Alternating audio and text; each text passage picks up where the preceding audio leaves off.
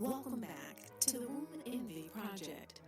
This is Tammy T, and today we are anchoring a solo transmission dedicated to the execution of our primordial inheritance. We've laid the groundwork in our video modules on our YouTube channel and most recently, What is Womb Wisdom?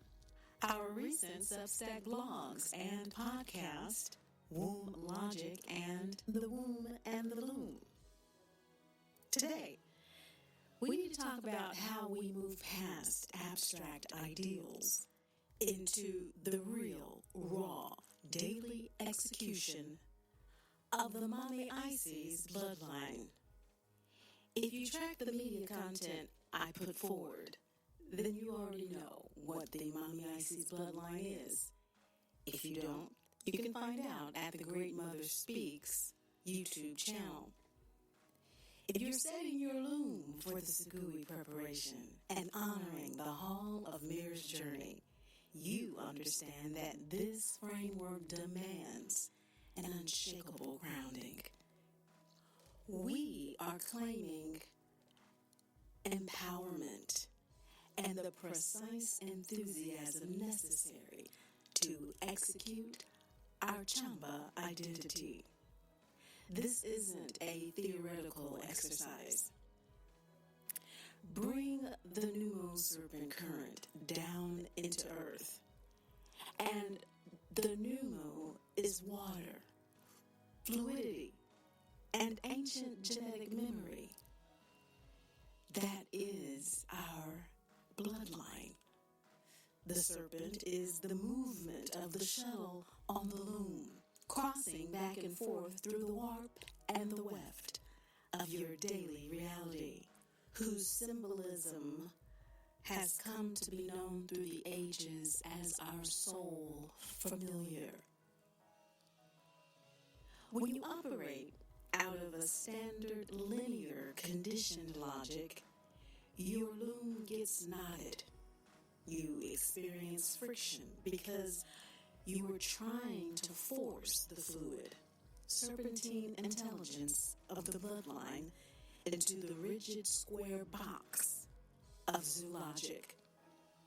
Grounding the pneumocurrent looks like prioritizing sacral fluidity over mental rigidity.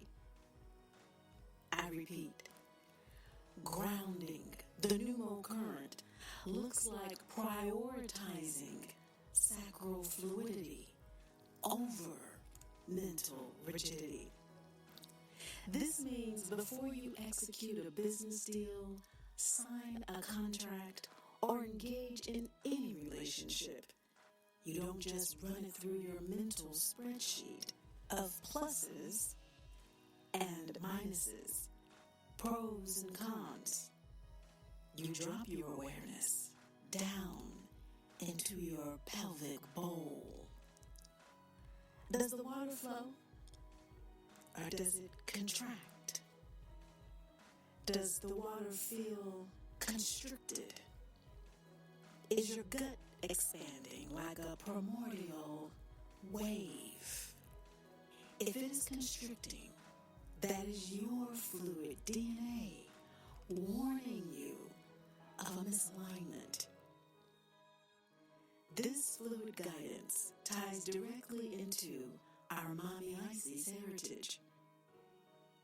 Remember, Aset, Ices, is the throne.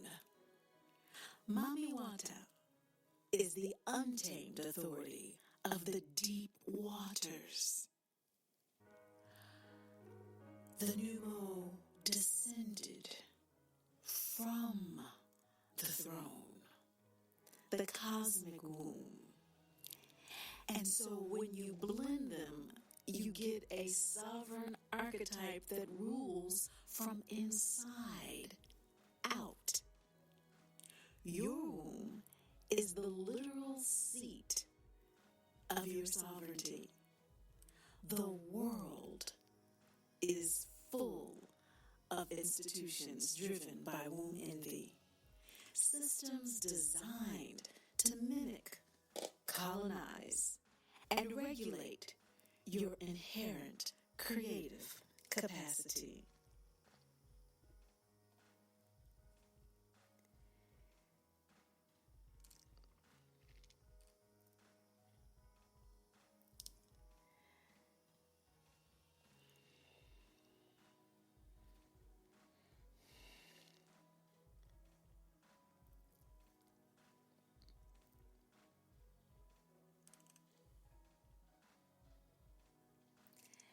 That rules from the inside out.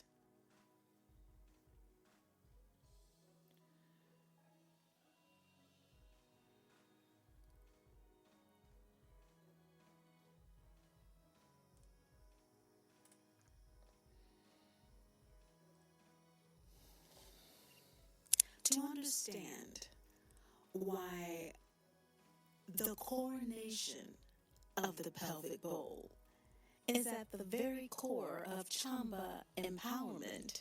From a purely anatomical perspective, the pelvic bowl is the basin-shaped complex of bones at the base of the torso. It is formed by the hip bones, ilium, ischium, and pubis, the sacrum, and the coccyx, supported underneath by the muscular sling of the pelvic floor. It houses the reproductive organs, the uterus, the womb, the bladder, and the lower bowels. In the structural framework of the Womb Envy Project, the pelvic bowl is more than a reproductive organ, or the collection of organs the bowl holds in the pelvis. It is a physical matrix, yes. It is skeletal and muscular. It cradles the physicality and holds, protects, and carries the weight of a child. But more than that, it carries the weight of all of our creative and biological generation. It is an alchemical vessel. It's a literal bowl. It's a cauldron where raw spiritual currents like the pneumo serpent current are caught, anchored, and cooked into material reality. It is the anchor of the core, the absolute lowest center of gravity in the female torso, representing total grounding and subterranean stability. The pneumo are known to have existed in subterranean realms, to emerge from them and teach us how to enjoy life and propagate biological life according to liquid law. The term pelvic bowl is used within somatic practices, esoteric lineages, indigenous cosmologies, such as the Dogon, and commitment frameworks, and technical creative workflows to replace purely clinical or overly soft language. And so, in the somatic grounding, it's used to direct individuals to drop their awareness out of the hyper-rational, anxious mind space and sink directly into the heavy, bone-deep architecture of the hips. In lineage and ritual work, it's used to describe the physical container where ancestral memory, trauma, and the sovereign Mommy Isis heritage are stored and cleared of all trauma. It is used as a creative manifestation, referring to the spatial loom where reality is woven, emphasizing that creation requires a secure physical container to hold the frequency before it can manifest externally. So the phrasing of the pelvic bowl is used distinctly here with the coronation of the pelvic bowl in order to distinguish it from these simpler alternatives Womb is often treated as a conceptual or emotional term. Pelvic bowl forces an immediate connection to the physical bones, muscles, and architecture of the body. You cannot romanticize a bowl of bone. It demands that you anchor your consciousness in your actual anatomy, turning abstract spiritual ideas into raw physical presence. So, in the shifting to sovereign governance as established in the Amamayat framework, Aset represents the throne. A throne is a physical seat of power. By calling the alignment a coronation of this specific skeletal basin, it declares that your pelvic bowl is the primary governing seat of your life. It means your fluid instincts, your cyclical rhythms, and your somatic boundaries hold absolute veto power over the demands of external logical systems. In activating the law of the vessel, a bowl is designed to hold fluid. If the bowl is cracked, unstable, or ignored, it cannot hold the immense power of the pneumocurrent or the mommy Isis heritage. The energy simply leaks out, leaving you exhausted and easily manipulated by outside forces. Specifying the pelvic bowl emphasizes the necessity of structural integrity, boundaries, and deep somatic conditioning to hold your own sovereign power. Your womb is the literal seat of your sovereignty. The world is full of institutions driven by womb envy, systems designed to mimic, colonize, and regulate your inherent creative capacity. To ground the mommy Isis heritage, you must fiercely protect your cyclical awareness. You must honor your dark phases, the moments of shedding, unraveling, and resting, just as much as you honor the moments of visible birth and public creation.